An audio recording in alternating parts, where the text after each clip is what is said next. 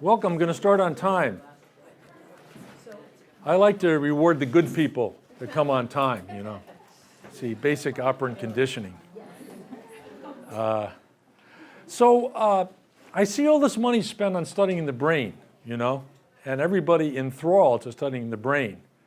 And every time you hear a psychologist talk, they have to talk about the brain. And some people have referred to it as neurobabble.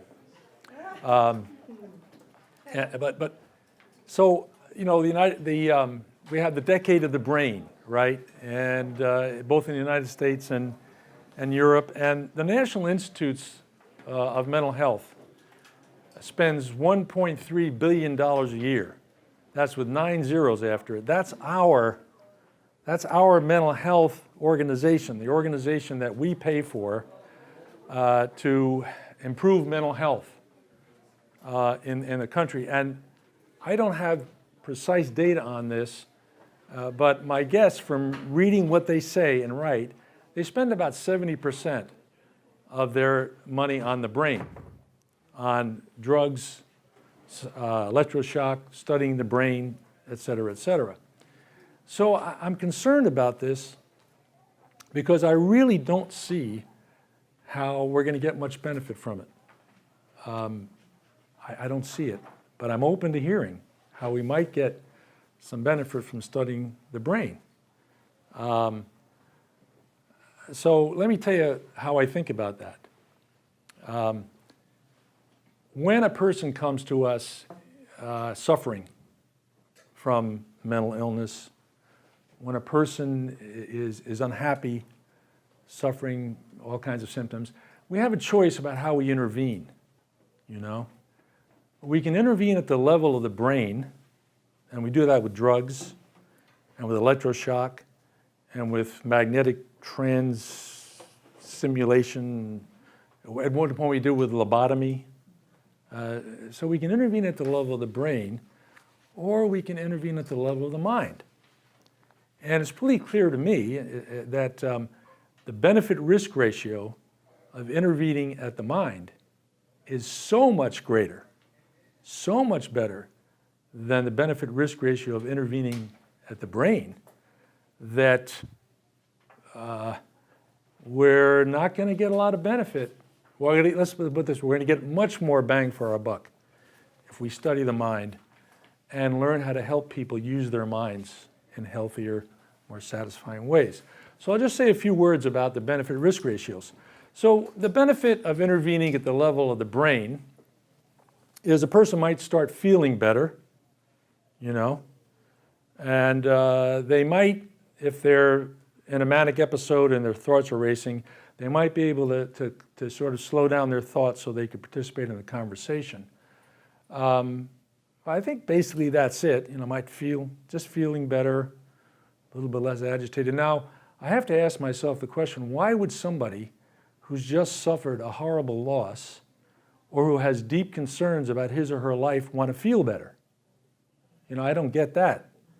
I don't want you to feel better. I think you ought to feel pretty bad and learn about the feeling bad and sit with the feeling bad and experience the feeling bad, because maybe if you do that, you may do something about it. You'll be motivated to do something about it. And in the case of the pain from loss, you know, one of the wonderful things about loss is that it tells us in a very visceral way what's precious to us and what we want to protect and nurture. And I had to wonder, what's the survival value of grief, this horrible, painful experience? Well, one of the survival values is that it tells me what's precious to me and what I want to nurture in my life. Pretty good thing to know. So anyway, that's a whole side issue, you know, but it seems to me like feeling good is way overvalued in our society, and we ought to learn how to feel bad. So, but let's just say, okay, that the benefit from drugs and electroshock, maybe you might feel better, but only for a while. In the case of electroshock, the relapse rate's very high, and like within 3 or 4 months, people have to be reshocked, and so that's the benefit of intervening at the level of the brain. Well, what are the risks? Well, the risks are really big. Sexual dysfunction, akathisia, a horrible restlessness that you can't beat, risk of heart attack, risk of mania, emotional blunting, loss of conscience, loss of caring, pretty big loss. And in the case of antipsychotics, which are more and more being prescribed, even to kids, you got brain shrinkage, cognitive impairment, Parkinson's disease, neuroleptic malignant syndrome, early death. People who use neuroleptics die on average 25 years younger than people who don't. And the more neuroleptics they use, the earlier they die.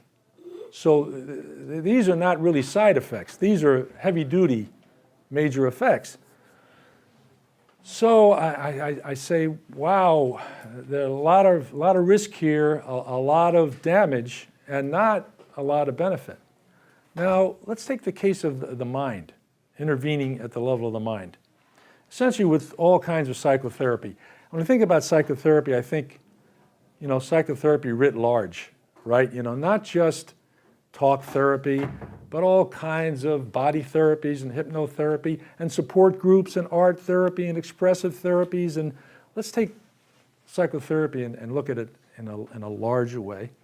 And so I say the benefits, wow, psychotherapy, I can learn, I can develop skills and knowledge that I can use for the rest of my life to live well, to live the way I want to live. I can learn about myself. I can learn what makes me tick, why I do what I do and why I don't do what I can do. I can develop compassion for myself. I can learn how to relate to other people in more satisfying ways, and I can use that for the rest of my life. What are some other, benefits of psychotherapy, maybe that I'm not? You have a sense you can do something about something that's constructive. They're pretty big. You really learn about agency. Yeah. I can make a difference in my life. I can learn how to manage myself. I think in terms of managing this organism. I got this organism, and it's my job to manage it. I can think, I can feel, I can intend, I can perceive, I can react. And psychotherapy helps me learn how to do that, how to use my thoughts and my emotions and my attention, yes. Just as you pointed out with regards to grief, I've had a lot of times with clients in depression or severe anxiety where it's very validating to say, well, given this set of parameters, you should feel depressed. Yeah. It's actually healthy. There's nothing, to shift the paradigm and their sense of self into nothing's wrong with me, and then, like you said, shift into the agency. Right. It has been really profound sometimes. Exactly. That idea of agency, I think, is really powerful. So here's a benefit of psychotherapy, pretty big. I can develop skills and knowledge that I'll use for the rest of my life. And what are the risks, really? Well, money, a little bit of money, time. You might learn some things that are going to hurt you maybe a little bit, not help you. You might go down the wrong path for a while, right? What are some any other risks? Yeah, the risk is now I know I am responsible. Oh yeah, I don't want to know that. That's scary. That's scary. Yeah, right. I might put some pressure on myself that I don't want to have. I might all of a sudden realize, wow, it's up to me. So maybe that could be called a risk. But of course, if you can negotiate that risk and learn from it, of course, you've learned something very valuable. So, unexpected life changes, life choices that may be different, anywhere from career to family to divorce to coupling in some way. There are all kinds of ways that can happen. And, right. It's not a conventional risk, but it is the risk of change. It is risk. So in psychotherapy, you might go through some changes. And it's even more of a risk for your partner, for your lover or your spouse. For you to go into psychotherapy, they should be scared. Any spouse or, oh my God, it's going to change. Right? So yeah, there's some risks. There are some. But it seems to me like the benefit-risk ratio of intervening at the level of the mind is much better than intervening at the level of the brain. And so I'm saying, well, why are we spending all this time on the brain? And it's just not going to do us that much good, I don't think. So let me say a little bit about the mind and the brain. Well, the brain, we know something about the brain, 100 billion neurons, maybe billions and billions of connections, synapses and neurotransmitters and glial cells and neuronal transmission, and we have some idea about the structural differences, the amygdala and the insula and the prefrontal cortex, and we've learned some things about the brain, but not very much, actually. Not as much as you might think if you read the popular press. Now, well, for instance, we don't know anything about memory. So little about memory. We don't know really where it is, how it works. How is it that I can bring up the image of the apartment I lived in when I was 5 years old? I can do it. It's there. I can do it very precisely. How do I do that? Where is that? How does that work? We don't know. We have no idea about how that works. Now, so the brain is this organ that, okay, the mind, my God, the mind is this incredibly powerful, rich, vastly powerful faculty that we use to do everything we do. I mean, we use it to build civilizations, to do art, to understand the world, to understand ourselves, to relate to other people, to play sports. The mind is what we do to live our lives. It's what we use. Now, what is it? What is the mind? That is really unknown. It's just not known. And there's a lot of people that have spent many years and a lot of time trying to figure it out. Now, what I learned recently is that the people who have been doing most of the work on trying to understand the mind are actually philosophers. There's a subdomain, a subdiscipline of philosophy called philosophy of mind. And if you look at philosophy of mind, you can read tomes about the mind. But there are all kinds of different ideas about it. There are philosophers who believe that the mind is contained in this organism somewhere, somehow, that it's in here. There are philosophers who believe, no, I don't think so. It can't all be here. We got to be picking up some of it from outside. There are non-reductive physicalists. I don't know what that is even. A non-reductive, there are a non-reductive physicalist. There are dualists that believe that, no, the mind is something different from this organism somehow. Rupert Sheldrake, the life scientist, believes that the brain is a transmitter, and it's picking up from outside and sending out to outside. And then there are Mysterians. You know what the Mysterians? They say, look, here's the problem. We're trying to understand the mind by using the mind. That can't work. It can't work. Understand the mind by using the mind? No. So people are trying to understand the mind. Now, there are people who also are still trying to understand what is the physical nature of the mind. And most of them are using quantum dynamics to do that. Quantum collapse, quantum dynamics, they're trying to figure out maybe how the mind is some kind of quantum dynamic. So I read a book by a guy named John Eccles, and he wrote this whole book about what happens when I say I'm going to move my arm at the count of 3. Okay? So I go 1, 2, 3. And I can do 1, 2, 3. Or 1, 2, 3. Well, we kind of know about the motor neurons and the muscles and how I actually do that. But what we don't know is how I do it with intention to do it precisely at the moment I say 3. Don't know. Don't know. Nobody can tell you how that happens. This guy Eccles, he wrote a whole book about quantum dynamics. There's something going on quantumly that enables you to do that. So it really is quite mysterious. Now, I read a book by a guy named William Uddle, who's a neuroscientist. And the name of the book is Mind and Brain, A Critique of Neuroscience. And what he says, the neuroscientists think they have a theory about how the brain creates the mind, but they don't. They're so far away from having a theory about how the brain creates the mind. And he said they probably never will. Well, because in order to understand the mind, you have to bring it down, you have to reduce it to a point where it's not really the mind anymore, is basically what he would say. So you're really not understanding the mind. So the relationship between the brain and the mind is very, very mysterious. And he's a neuroscientist. He said they don't have any idea about how that happens, the relationship between the brain and the mind. So the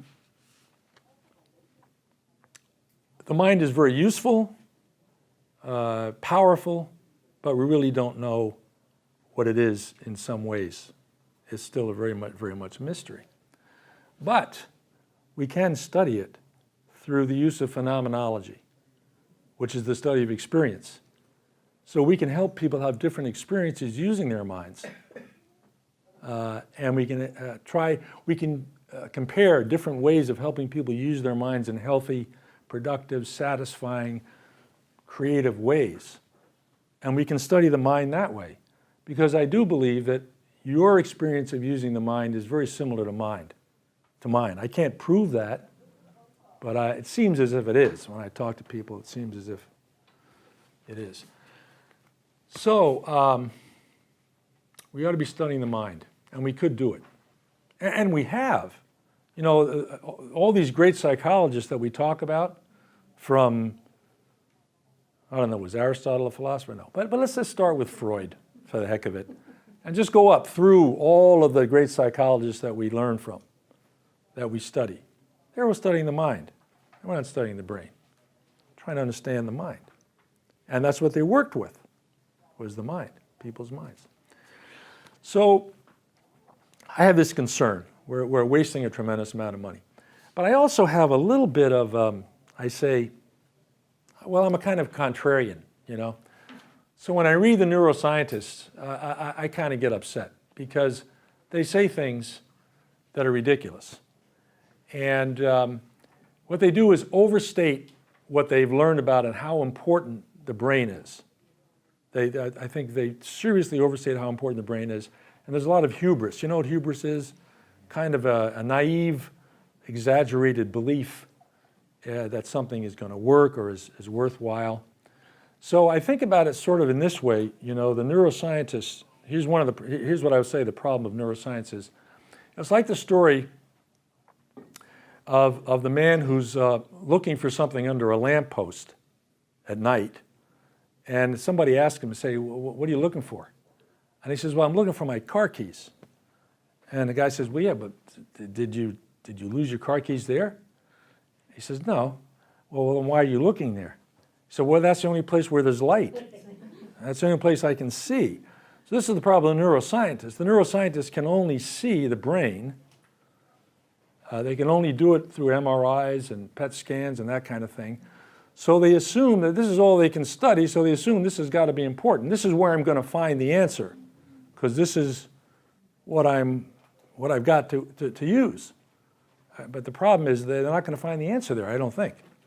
Maybe someday. So just as an example of some of the stuff they say, here's Eric Kandel, Nobel laureate, right? Who actually worked with sea slug and actually saw what happens in the synapse when the slug learns to avoid a shock. You actually could see the change. But he says, the brain constructs our sensory experience, regulates our thoughts and emotions, and controls our actions. Really? It is responsible for complex acts that we consider quintessentially human, like thinking, speaking, and creating works of art. He's actually saying that the brain creates works of art. The brain creates works of art? No, I create works of art. You create works of art. And you're using a lot more than your brain.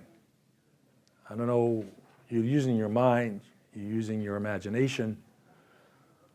And I don't think you can say the brain is doing that, right?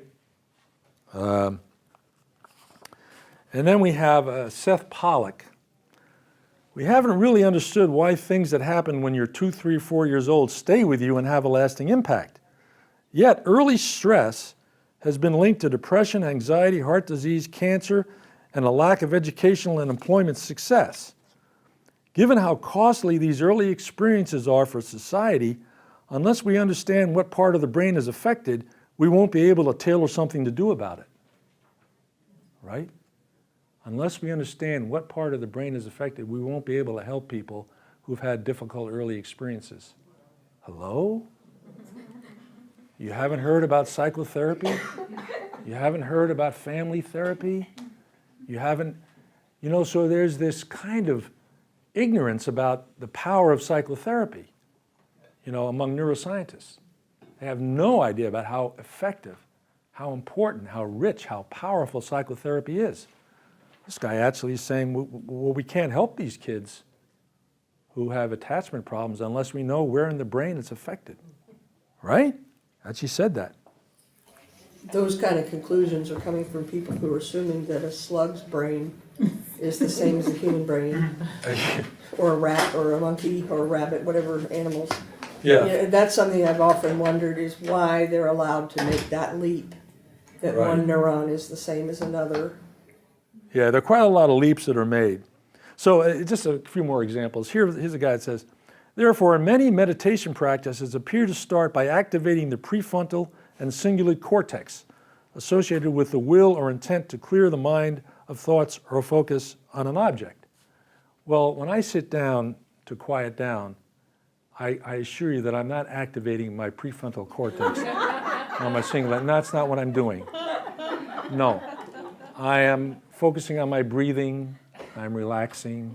But this is an example. You say, well, you're really activating the prefrontal cortex or the cingulate cortex. Hello? So here's a guy who says, here's how the neuroscientists do their magic. So having outlined your theory, you can cite a finding from a neuroimaging study identifying, for example, activity in a brain region such as the insula. You then select from among the many theories of insula function, choosing the one which best fits with your overall hypothesis, but neglecting to mention that nobody really knows what the insula does, or that there are many ideas about its possible function. But, we got the insula here, and I saw it light up. So it must be the insula. Now let me see. Now we'll see what the insula supposedly does. Yeah, I can pick that one out. But never mentioning that nobody really knows what the insula does, or that there are many ideas about its possible function. So there's the kind of, what would you call it? It's sort of like, I want to call it BS, but I won't call it that. And here's another, and I think this is right on the mark. A core objection is that neuroscientific explanations often simply restate what is already obvious. We'll be informed that when a teenage boy leafs through the Sports Illustrated swimsuit issue, areas in his brain associated with sexual desire light up. Wow, what a surprise. Yet asserting that an emotion is really real because you can somehow see it happening in the brain adds nothing to our understanding of it, right? Okay, so you just saw, I had some empathy, I felt some empathy, and you just saw where it occurred in the brain. But does that really help me understand what empathy is? Or really, does it help me learn much about empathy? I don't think so. I don't need to know what happens in the brain. I don't think. Or if I tell you to use your mirror neurons, do you know what to do? Use your mirror. Come on, use your mirror neurons, which are associated with empathy, right? Can you do, as Jonathan Lehrer advises, listen to your prefrontal cortex? When's the last time you listened to your prefrontal cortex? You get it. I don't have to belabor the point. So you get the idea. And let me tell you another big mistake that neuroscientists make. They have a finding. Here's an example. They find that many people who are diagnosed with schizophrenia have large ventricles in the brain. Now, this finding is not clear enough to be able to diagnose schizophrenia through any kind of brain scan. And no mental illness, quote unquote, is being diagnosed through any kind of brain scan or laboratory finding at all. It's not being done. Probably unethical if it were. But so the neuroscientist assumes that it's the large ventricles that cause the state of being that we know as schizophrenia. But it's actually much more likely that the state of being we know as schizophrenia caused the change in the brain. And so whenever a scientist has a finding, you always have a question, how do I interpret it? And there's a principle in science called parsimony. And the principle of parsimony is that when you have a choice of how to interpret something, you use what we already know about other mind-body dynamics. So what do we know? Perhaps the most profound mind-body dynamic that we know about is the stress response. The stress response is a powerful, body-wide physiological response, including more blood flow, more oxygen in the blood, restricted flow in the extremities, high pain threshold, neurotransmitters secreted, noradrenaline, norepinephrine, profound stuff going on, blood going to the heart, the muscles, the brain, not to the digestive organs. But it doesn't come out of the blue, right? It's a reaction to something that's happened. The stress response is a reaction to, oh, there's a threat. And not only is that a threat, I better pay attention to it. So there's a cognition going on and a perception. Same with blushing, right? Blushing, I don't just blush. I blush because I'm embarrassed. So the causal relationship goes from the psychological variable, the perception, the cognition, to the brain. That's where the causal relationship goes, I think, from what we know. So I'll give you another little example. Jeffrey Schwartz and his colleagues at UCLA Medical School, they had 15 patients diagnosed with obsessive compulsive disorder. They looked at their brains, all their brains were abnormal. Half of them got drug therapy, SSRIs. Half of them got really cognitive behavioral therapy, changing their attitude towards their thoughts, how they manage their thoughts, etc. They all improved, and then when they looked at their brains, all of their brains had changed in the same way. Okay? All of their brains had changed in the same way. The ones who got the cognitive behavioral therapy, their brains changed in the same way as the ones who got the drug. Tibetan monks meditating. You look at their brains when they're meditating, their brains are different. World-class pianists, the part of their brains that process touch, part of their brains that process touch are much larger than the normal brain, quote unquote. So essentially the brain changes, you know about the plasticity, the brain changes in response to what's going on psychologically, what's happening to the person, how the person's reacting, using their thoughts, their emotions, their intentions. So that's much more likely to be the way it goes rather than the way the neuroscientists will tell you it goes. It goes, well, it's, you know, depression is caused by the chemical imbalances. It's much more likely the other way around. When you become depressed, your brain changes. So I think it's a big mistake that neuroscience makes. So let me just stop and we'll do some talking. We'll have a little discussion. So what I want us to do, I just want us to spend more time, more money, especially more of our public money, on studying the mind. And I want the National Institute of Mental Health to start putting money into studying the mind. And we can maybe be very creative about how we do that. I don't know how we do it. You might have some ideas. So basically that's it. Yeah, I think that's it. The bottom line is I think we're wasting a lot of money on studying the brain. I understand it's fascinating, and I can think of ways in which it's useful, and we can maybe, and you can tell me, you know, because you've been around, you can, not tell me, you can tell us all. I'd like to hear any ideas about how it might be useful to study the brain, how we might get some benefit out of it, and we can wonder about it.